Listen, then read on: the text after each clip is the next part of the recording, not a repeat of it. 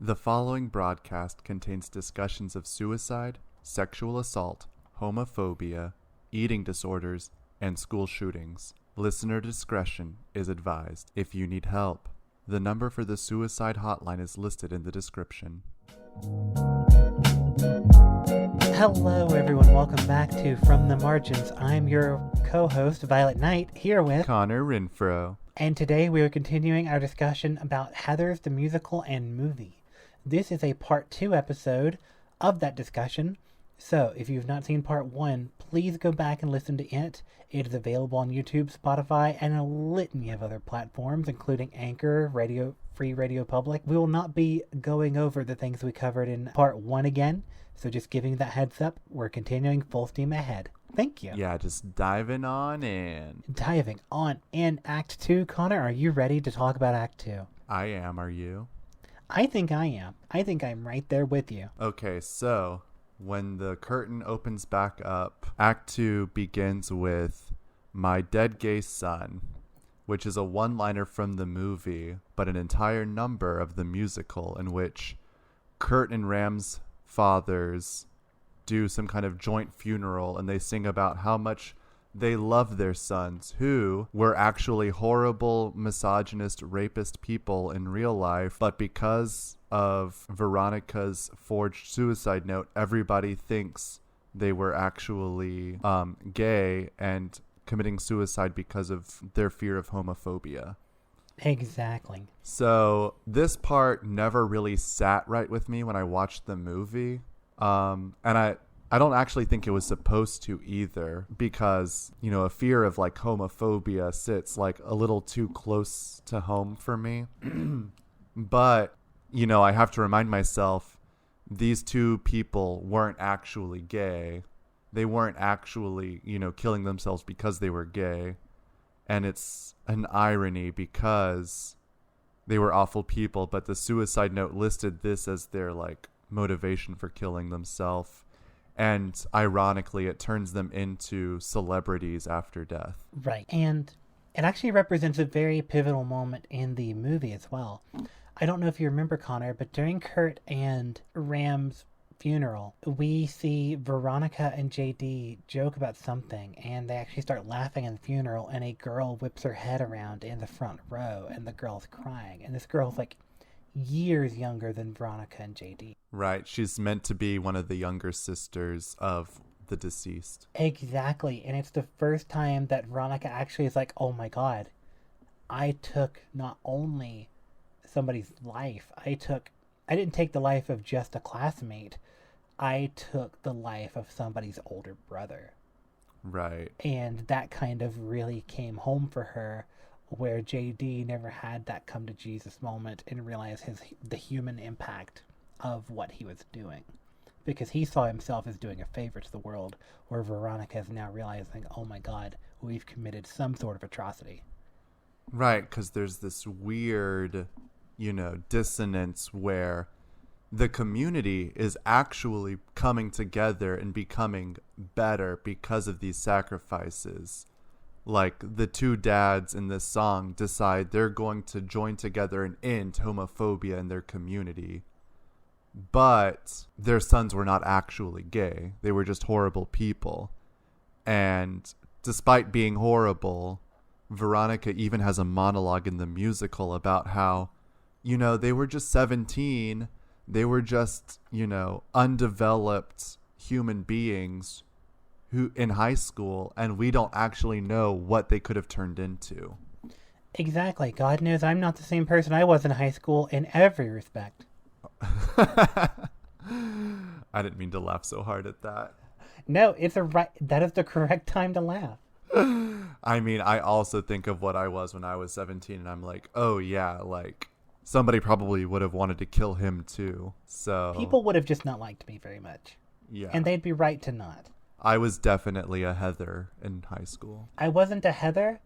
I was just still not very pleasant and also really weird. I wasn't an incel, but I was still just kind of weird. I was never popular.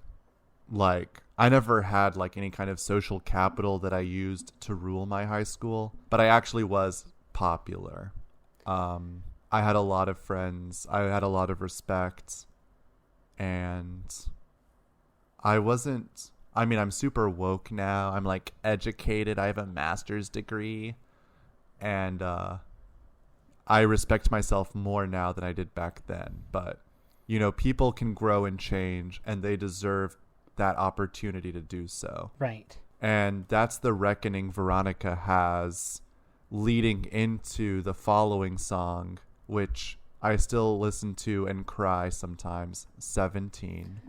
I would be lying if I said I never listened to this song and cry, because I've listened to it a few times since we watched the musical and the movie, and it just really does something for me. It just really gets under my skin and makes me emotional. Right, because this is the song where Veronica is pleading with JD. It's like, let's stop killing people. Like, it's not fun. It's not cool. Let's just be kids. Let's be 17. We're not meant to have this much responsibility. Right. She says, we don't deserve to choose who lives or dies. That's not our place. These people could have grown up and become better. Exactly. Let's do everything that normal teenage couples would do. Let's go camping, play some poker. We could eat some chili fries. They just want to be normal teenagers and wash their hands of having just killed 3 people. Directly after this song ends, Veronica and JD reconcile and they decide they're going to keep dating, but they're not going to kill anymore. Then Martha shows up to confront Veronica about Ram. If we remember, Martha was enamored of Ram, and Veronica had written this letter pretending to be Ram, telling Martha that he still liked her. So Martha now is solving a murder. She thinks she's going to confront JD, and in order to keep Martha safe, Veronica has to tell Martha, no, I'm the one who wrote that letter. We're all laughing at you. Haha, you're a loser. Don't look into this any deeper. Exactly. It's also important to note that Heather Chandler's ghost is still haunting Veronica at this moment, and she says her iconic line, "Fuck me gently with a chainsaw." Truly an underappreciated line, and I don't know why it has not been quoted to death in popular culture when it's so beautifully written. I know, it's so great. It has the exact cadence it needs to be memorable. Yeah. I mean, it still seems like it would be right in place with contemporary Gen Z lingo. Absolutely. Connor, let's popularize the term. I will definitely keep saying it. As will I. Also, the fact that Chandler's ghost is still around, Heather Chandler's ghost is still around, is interesting. She can help narrate Veronica's inner struggle because it reveals that even though JD has promised not to kill anybody else, Veronica still doesn't trust him. It also lets the actress stay on the stage a little longer. It's true. And then we move into Shine a Light. So the guidance counselor, Pauline Fleming, she's trying to do some kind of healing rally for the students. This is also in the movie, but to a smaller degree. Basically, she's gathered everybody after 3 suicides have swept the school, and she thinks that the way to avoid any more death is to just have everybody express their secrets that they're hiding, Don't feel like you're alone and in pain or secretly gay or anything. Just tell everybody about it. But actually she has the local news station recording everything so she can gain her own social capital. Exactly. They've popularized the idea of teen suicide so that they can also market themselves off of it. This is where the satirical element of the movie, and the musical for that matter, really comes to a head. Because we see it's no longer about an earnest desire to heal, move on, and prevent teen suicide. It's about monopolizing the idea and getting something out of it. It shows this weird normalization of teen suicide. In the movie, there's this band who have a song called Teenage Suicide, Don't Do It. And Pauline Fleming, at some point in the musical, she says, whether or not to kill yourself is one of the most important questions a teenager has to ask themselves. She says that near the end of the movie, but she says it earlier in the musical. Right. And it's just it's become normalized almost to the point where it's like these guidance counselors, these school administrators are expecting their students to kill themselves. And they're like completely unequipped to handle it. So they just think they're going to profit off of it instead. Exactly. And what's really sad is that during this healing rally, Heather McNamara, who was the second in command of the Heathers squad, actually decides to step forward and express like her anxiety issues, the fact that her best friend and the last guy she slept with have both killed themselves. Right, because she specifically mentions having to deal with the fact that Ram is ostensibly gay in her eyes, and they had a relationship to some degree, and now he has killed himself, and her best friend Heather Chandler's killed herself. She expresses it in a very selfish way by saying, both of my rides to school are now dead, and I have to take the bus. But even though it sort of is a very like internal looking idea of the situation, it still shows how it's affected her in a daily way that she cannot escape from. Like every time she gets on the bus, she'll remember the fact that she didn't always ride the bus. Two people that she really cared about are now gone. Right. And she sings this beautiful song titled Lifeboat, which honestly could be twice as long. It's so good. It's so good. And it's basically a song about how she feels like she's on a lifeboat with everybody else in the school, but it's too heavy and it's sinking, and so they have to sacrifice somebody, and she feels like she's the next one on the block. And what's interesting is something in the musical happens that doesn't happen in the movie, and that's at the conclusion of this song, Veronica confesses to killing Heather Chandler, Kurt, and Ram, and no one believes her. They all think she's just trying to become popular. Exactly. And then Heather Duke, the third and least popular Heather, has actually... The Green Heather. The Green Heather. She has filled the power vacuum left in Chandler's wake, and she's actually JD's next target. And when JD tells that to Veronica, she actually ends up dumping him for real. So then after that, we go into a reprise of Shine a Light, which is interesting because the lyrics go from shine, shine, shine a light to the students of the high school singing, Heather's gonna whine, whine, whine all night. You should just kill yourself. Something like that. Right. I think that's exactly verbatim what they say. Well, actually, I think it's like, you don't deserve to live. You should just go and kill yourself.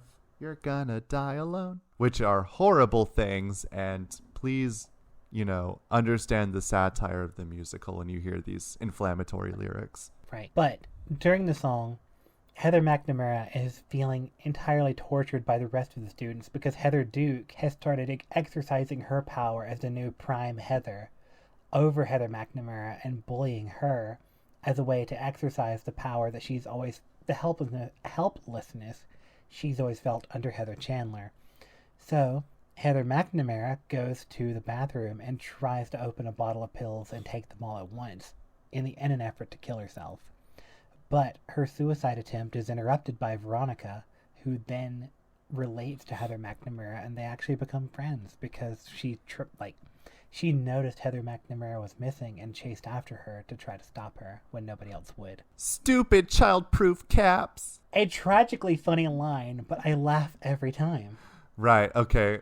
Heather McNamara, if we did this analogous to Mean Girls, Heather McNamara is kind of like Karen. She's the dumb Heather.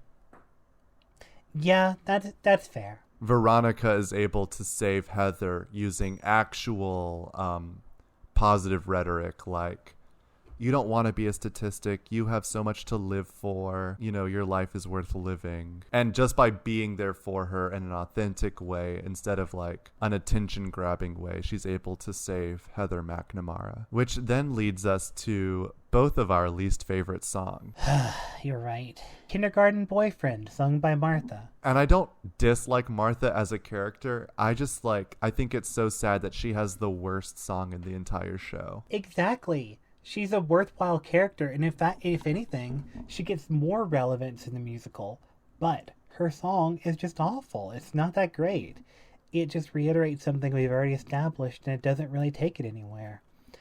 It has plot relevance, but the song is just kind of surface level. Right, like the only reason it's included is to give us exposition for the plot and the character. It's Martha singing about when she and Ram like had a little kindergarten fling on the playground and how she never got over it and she still wants to be with him, but he is dead now. And her best friend, well, I don't even think she mentions like how her best friend Veronica left her. The song is entirely about Ram and how she has dreams about a flying horse, and it's just so cringy and childish, and it's not even like actually tragic. I don't know. Right, because it kind of shows that Martha's never really moved on from being in 5 or 6 years old. And it's sad, but not in the way that makes you cry. It's sad in the way it's really hard to relate. Okay, so in the movie, some character is giving a discussion about how it's so important for us to like look to the most marginalized, the most desperate, despairing teenagers and like look for signs of suicide.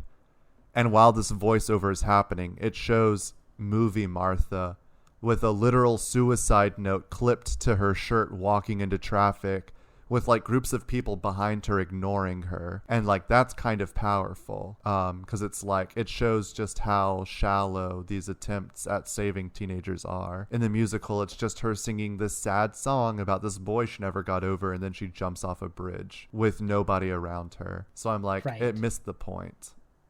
It did. It moved the plot forward, but it didn't give us a reason to really invest ourselves in the song itself. And even using the plot as an excuse is flimsy, because the very next song, Yo Girl, tells us that Martha jumped off a bridge. So it's like, it doesn't even matter if we watched it happen because they're going to tell us it happened in the next song. Connor, you're right about that. I've never even thought about it. But Kindergarten Boyfriend could probably be cut altogether and I wouldn't have noticed. Right.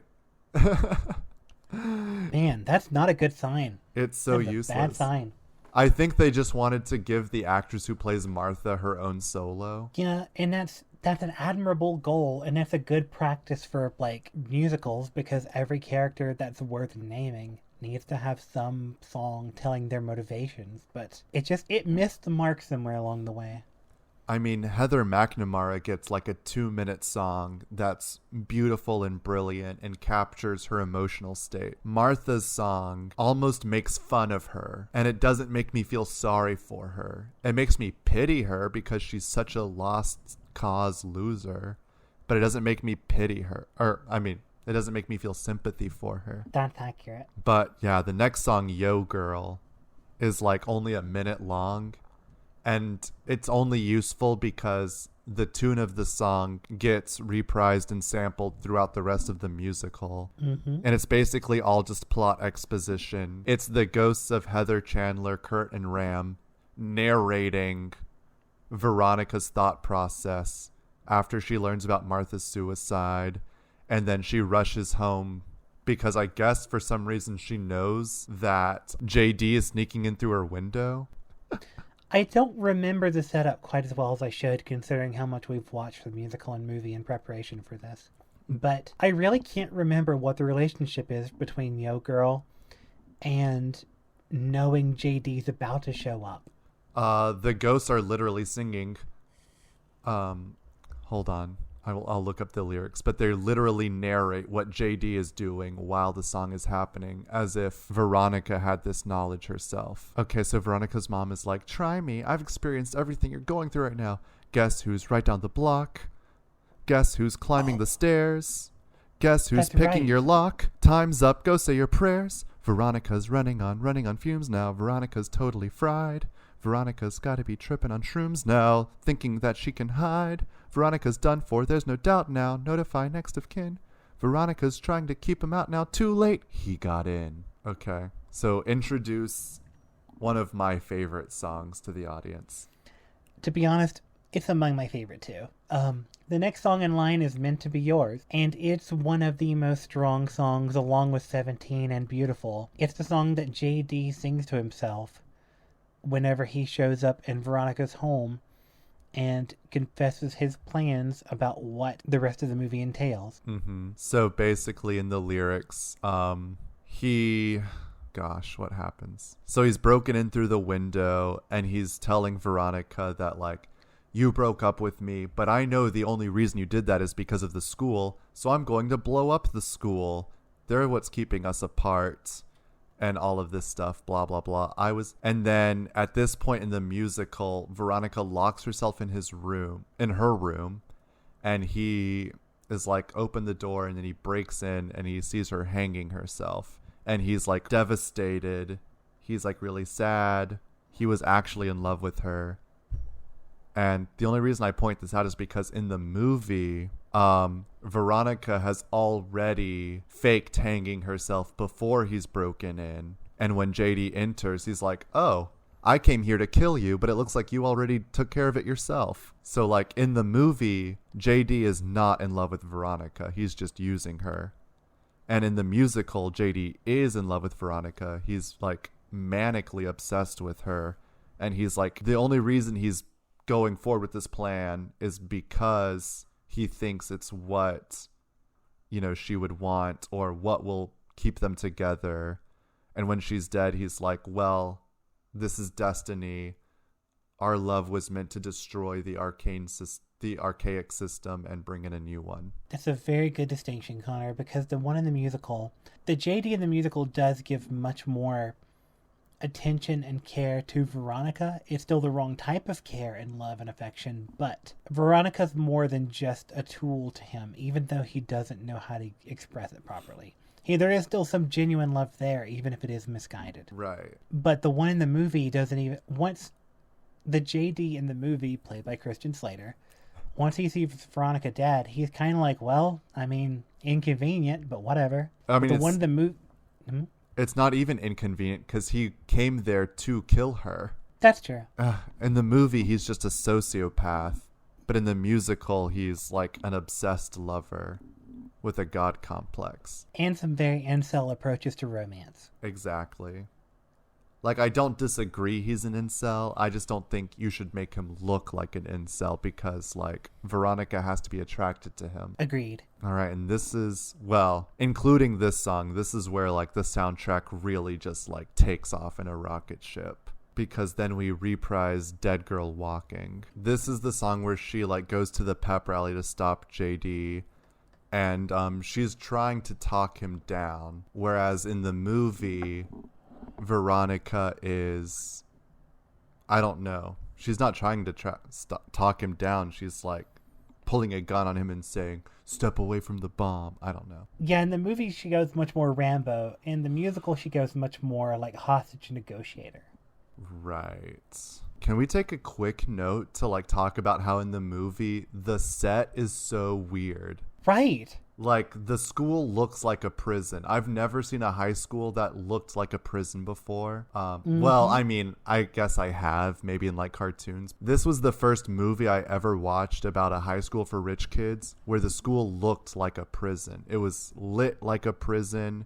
There was absolutely nothing spectacular about it. I've seen a bunch of movies with, like, sprawling campuses and like student lounges and all these amenities, but like this school literally looks like a prison in the movie. It does. I know that we saw so many just nonsensical pieces of architecture featured within that high school when we watched the movie.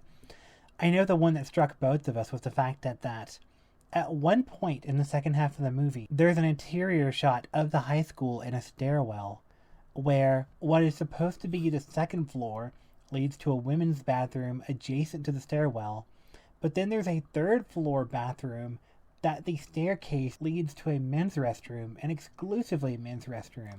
Like, the staircase ends at a boy's bathroom. Right, like it's almost German expressionist. It's like a spiral staircase with like full developed floors, but the top floor is just a men's restroom. Right, and I'm no ADA expert. I'm not an American with Disabilities Act expert, but that cannot be compliant. That has to be violating something. And then it's like inside of the bathroom, the stalls are like comically small. JD just towers over every fixture inside of the bathroom. I guess it shows how confining the space is and how he thinks he's so much bigger than everything. That's very possible. And then the way they film Veronica walking down the halls, she too looks massive, and everything is like so much smaller in comparison. It's true. Even while reconciling the fact that she is not above everybody else in her high school, the cinematography kind of implies that she is, or that she has some much more inherent significance than anybody else anyone else in her class. Right. So now that we've talked about the architecture of the school, let's go back to this scene where they're located. Veronica and JD are having their show off in the boiler room underneath the gym, which in the movie makes sense because the entire school is a spiral staircase. And essentially, you have a gym on the ground floor and a boiler room in the basement. The musical, I guess, it doesn't actually matter. But what's happening is there's a massive pep rally happening in the gym. And you see these, like, bombs under the bleachers. And JD is in the basement with, like, a detonator. And he says this is, like, what his dad uses to demolish skyscrapers. There's a detonator that charges the bombs on all of the other floors, which I think is interesting because it's like the revolution is triggered from the lowest level, but the seeds of the upper level's destruction is already present, you know? Right. Like, at least in the logic of the musical, where JD was among the most marginalized and lowest class. You know, he is the radical element that's going to topple the entire place. Agreed. And then while they're having their showdown, the pep rally is happening upstairs, and it's like, go, go, Westerberg, give a great big yell. Westerberg's gonna knock you down and send you straight to hell. Which is probably the most metal cheer I've ever heard for a high school. It was pretty solid. I was very surprised to hear them actually say hell, like when trying to imply that it was a high school pep rally. So here's where the musical and the movie diverge again in a big way. We'll talk about the musical first. Veronica has shot JD. She takes the detonator from him. And I think the logic is that she has to keep her hand on the switch to keep it from blowing up. Like, there's something like she has to keep holding it. So she takes it from him and then runs out into the football field. And she has this monologue about how she's going to sacrifice herself by releasing the detonator far away from the school so it can't trigger the rest of the TNT. But then JD appears again to say, like, and this is the song I Am Damaged, where he basically says, I'm damaged, you are not beyond repair, so let me die instead and you can fix the school. And then they have like this kind of sweet moment where he takes the detonator from her and tells her to stand back, and then he, you know, blows up, but she gets to live. What are your thoughts on that? I just think it shows exactly why the JD in the movie and the JD in the musical are two entirely different people. Because the JD in the movie, frankly, he didn't give a shit about Veronica, and when he found out Veronica was even still alive, he found it more of a funny coincidence than he did seem any sort of relieved. But the JD in the musical, while he was still committing what can only be called a terrorist act, and a vicious act at that, he still did try to redeem himself by making sure Veronica didn't die when she didn't have to. But the JD in the movie, frankly, didn't care all that much. So in the movie, what happens is Veronica thinks she's killed JD, so she goes onto the steps of the school and pulls out a cigarette. And then he appears again to be like, ha ha ha, you haven't seen the last of me. I still have this bomb on me. And then he blows up without killing anybody else. But his explosion lights her cigarette, which is just the most iconic thing. It really is iconic. So, but yeah, all the same points. Movie JD is a sociopath, and musical JD is just another sad, broken kid who was failed by the system. And, he's not a good person at all. We shouldn't romanticize him or try to validate him. But, he himself is a victim. And by the end of it, he realizes that. And he takes responsibility for his actions and blows up so Veronica can keep living. Hey, Violet. Yeah. Are you free tonight? Connor, I'm expensive every day. We could be 17. Take off our clothes and dance. You'd like that, wouldn't you? That's the only line I could remember, and it's not even my favorite. It's still very interesting, though. Right, so they do a reprise of 17 from the beginning of Act 2, but now it's Veronica with the two surviving Heathers and Martha and the rest of the school. And they've all decided that they're going to live in an egalitarian society now. Exactly. The only thing I think is interesting is how, in a direct reference to the movie, Veronica declares herself the new sheriff. And I think that's weird because I read so much of this musical as like a commentary on hierarchical or even monarchical commentary. The Heathers were kind of like this fascist regime where it's like, you have to be aesthetic, you have to be masculine, you have to fit into your role. And JD kind of represented this anarchist, like radicalist, I'm going to blow up the entire structure and just build something new. And I guess what the musical is positing is that Veronica represents that compromise where it's like, we need an egalitarian society, but I'm still going to be an authority figure. I'm still going to be a sheriff. But I also think that maybe a sheriff isn't the same as an executive. Like a sheriff is not a king or a queen. A sheriff is just like upholding the law. Right. The sheriff is ultimately a peacekeeper. While they are just one person, their job is not to lord over others so much as just maintain that peace. Mm-hmm. What are your final thoughts? My final thoughts, they're both lovely iterations of the same story. The musical's much stronger. But I still have a thought about the idea that at the end of both of the films, it feels like the power structure of the Heathers has been defeated and that some sort of resolution has been achieved. But I couldn't help but think, Veronica's a senior. There will be another group of Heathers. There will be another JD. There will be another Veronica. The problem with being in high school is these kind of power structures are cyclical. If you want real, true, authentic change, then you need to go a little bit larger. The fault that kind of creates these systems are, economic in nature. They're the result of apathetic teachers and the home lives of students. And unless you really sort of change some of these aspects, you're just going to have the same problems come back up again. Yeah, I guess if anything, this musical kind of like gave a blueprint for how class struggle occurs in society. But like, as you mentioned, high school is a finite period of time.